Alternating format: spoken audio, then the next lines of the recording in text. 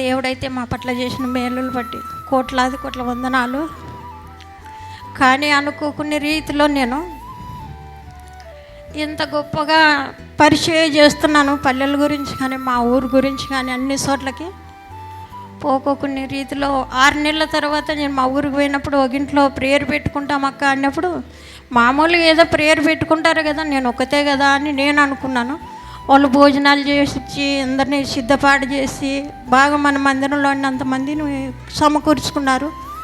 నేను పోయినాను, పాస్టర్ అయితే రాలేదు, కానీ ప్రార్థన అయితే ఘనంగా జరిపించినాడు దేవుడు. అక్కడ ఏం జరిగిందో తెలియదు, కానీ ఇంటికి వచ్చినాక ఒక వారం 10 దినాలకి నేనైతే ఫుల్గా పడిపోయినాను. ఎందుకంటే ఏమైందో నాకు ఏమీ తెలియట్లేదు, కానీ ఒంటికిలో ఇన్ఫెక్షన్ అయిందనేది నాకైతే తెలియదు. నిన్న కొడుకు ఊరు నుండి వచ్చినైనా నేను అడ్మిట్ అవుతాను, ఇంక నా చాద వల్ల కాలేదు అని అన్నప్పుడు ఏమైంది మమ్మీ నీకని నన్ను తీసిపోయి అడ్మిట్ చేసినారు, గ్లూకోజ్ ఎక్కించినారు. కానీ దేవుడు పిల్లలు చూపించే ప్రేమను బట్టి ఇంకా నాకు ఎందుకో నాలో నాకే వాళ్ళు చూపించే ప్రేమను చూడలేదు, కానీ నేనెందుకు దేవుళ్ళో ఇంత కోల్పోతున్నాను, నేనెందుకు నన్ను ఇంతగా శోధిస్తున్నాడు సైతాన్ గాడని నేను అనుకున్నప్పుడు మళ్ళీ పెద్ద కొడుకు పిలిచిపోయి పెద్ద కొడుకు కానీ బాగా నాతో ఎంత సంతోషంగా బిడ్డని నవ్వుతూ మమ్మీ నీకు ఏం కావాలో చెప్పు, నీకు ఏం కావాలని చాలా సంతోషంతో పిల్లలు వాళ్ళు ఎంతగానో సంతోషిస్తున్నారు, కానీ వాళ్ళల్లో సంతోషం నేను చూడలేకపోతున్నా. నా దేవునికి నేను దూరం అయిపోతున్నాను. నేను ఎప్పుడు రాలేదు కదా, ఏదన్నా వస్తే పిల్లలు వచ్చి చూసుకొని పోయేటవరే, కానీ నన్ను ఎందుకు ఇట్లా పడేస్తున్నాడు అనుకున్నా. మరి వచ్చినాను, ఇంటికి వచ్చినాక ఆరోగ్యం చాలా సమస్యలిపోయింది.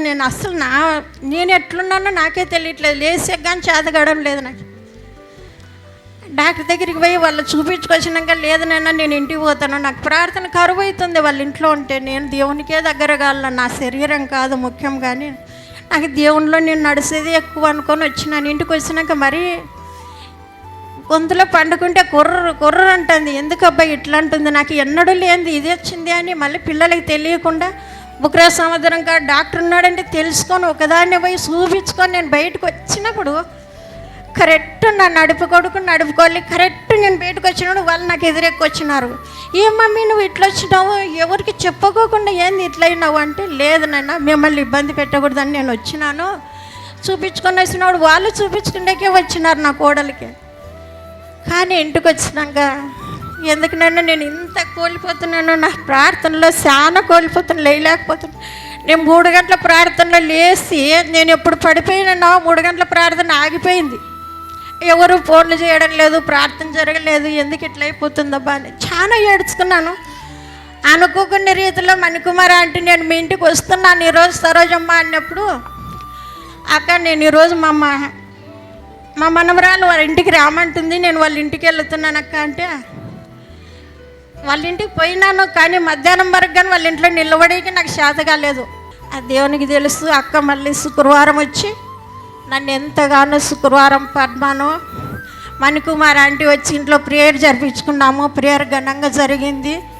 అప్పుడు అడిగినాను, ప్రభా ఇంతమంది ఎక్కువ జమంలో ప్రార్థనలు అంత ఏకీవించుతూ ఇంతమందిని అర్థం చేస్తున్నాను. నేను ఒకదాన్ని ప్రార్థించిన వాళ్ళు ప్రార్థిస్తున్నారో లేదో పండుకుంటారేమో, ఇదొక టెన్షన్ అయింది. దేవుని నామానికి మహిమ కలుగును గాక. అక్క ఇంటికి వచ్చి ప్రేయర్ చేసినప్పుడు నాలో ఆ పవిత్ర ఆత్మలన్నీ దూరపడిపోయినాయి. నాకు మంచి శక్తినిచ్చినాడు, బలంనిచ్చినాడు. ఈరోజు రాత్రి తెల్లారుజాన నేను ఏమనుకున్నాను, అంతమంది ఏకీవించి ప్రార్థించి ఎక్కువ జామన ప్రార్థన ఘనంగా జరిపించినాడు దేవుడు. నాకు ఇచ్చిన ఈ శక్తిని బలాన్ని బట్టి దేవుని నామానికి మహిమ కలుగును గాక. ఈ గొప్ప సాక్ష్యం దేవుడు దీవించును గాక. దేవుని నామానికి మహిమ కలుగును గాక.